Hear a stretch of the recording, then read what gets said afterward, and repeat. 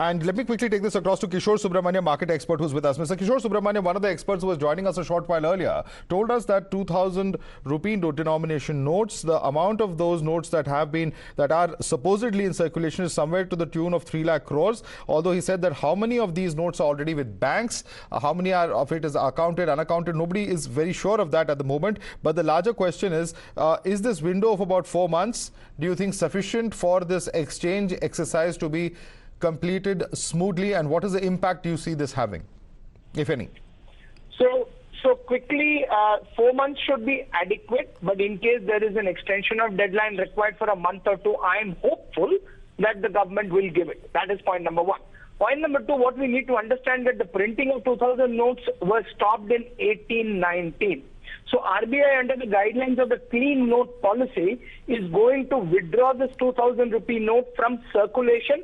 Let's again clarify to all viewers of your channel that it will still remain as a legal tender. Now, what is important to note that this is one more hit on the black money. Assuming XYZ, a politician has a huge amount of black money stacked in 2,000 notes, or anybody for that matter, he's going to have a hit. It is going to cause a flurry among people who are stashed the notes. For common men, this is not demonetization. Let's not confuse. It's a clear hit on the black money. I think people should welcome it. This was anticipated by many people who were smart on the street, at least 2-3 years back. All right.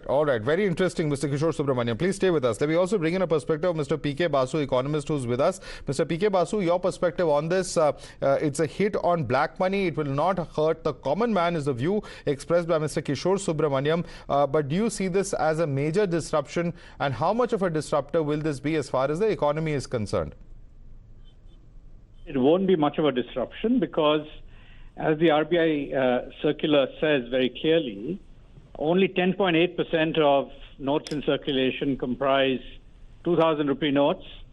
2,000 rupee notes have stopped being printed and reissued since 2018-19, fiscal year 2018-19.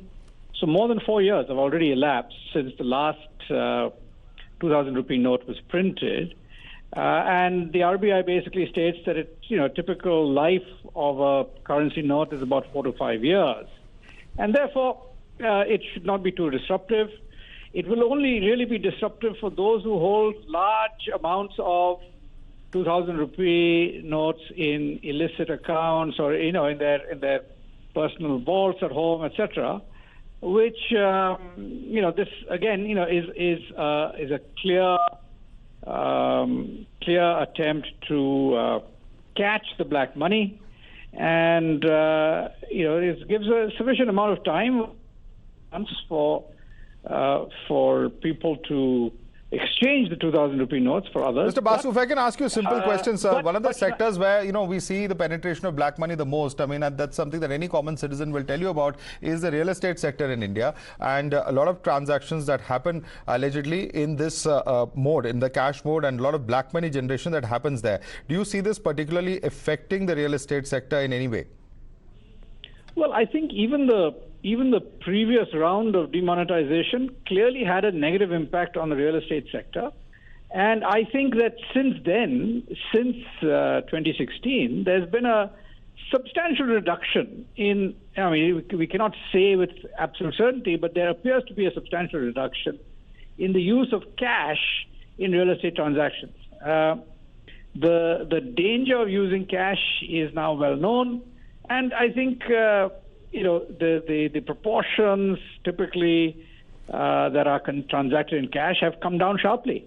So okay. I think, broadly speaking, I would say that the whole slew of measures since 2016, I think it's important to understand that there was, of course, a voluntary disclosure of income exercise completed in September 2016. Then there was demonetization, and then there was the introduction of GST in July 2017. I call this a trifecta of measures. Okay. A trifecta of measures that help substantially reduce Okay. black money in the system in India. And I think this continues that process. All right, Mr. Basu, I'd like to thank you for joining. In fact, if you could continue to be with us, I want to bring in RP Singh. RP Singh, now, it's very interesting that this decision has been taken at a time, or I think we've lost that line there with RP Singh. We will try and reconnect with some of our other panelists, but very, very big decision. This is perhaps the biggest news that has broken